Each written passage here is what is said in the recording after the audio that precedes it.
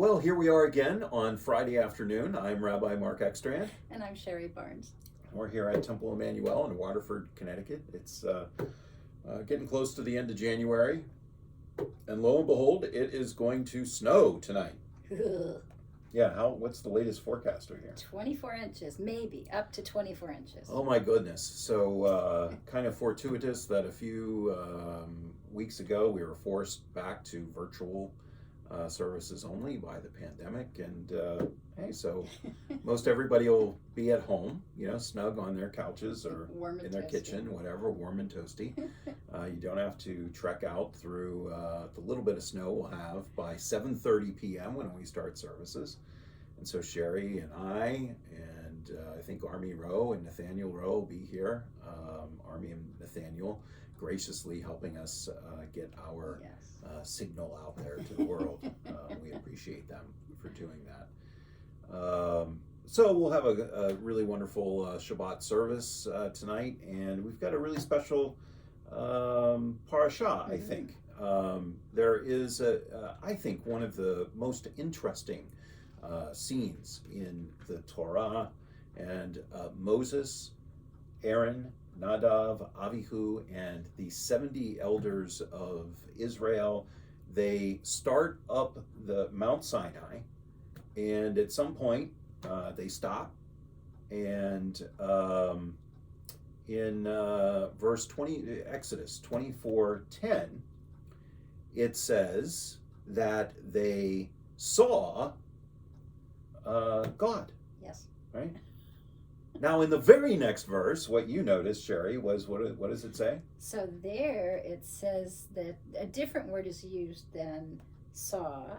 I'm not quite sure what the Hebrew word was, but they used another word that meant vision, because you can't see God without. And our commentary says they beheld, right? Yes.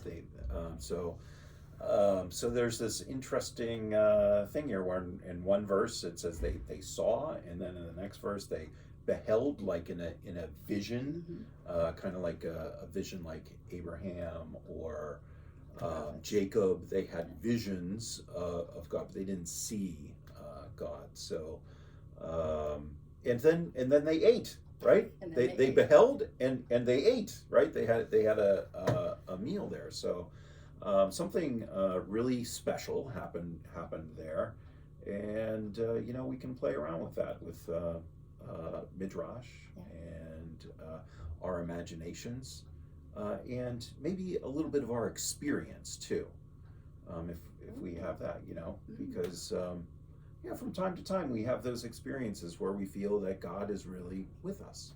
Yes. How do we behold God? I mean, this is one of the most I think interesting things to contemplate, right? What is our relationship to God, and how do we experience God? So here we go.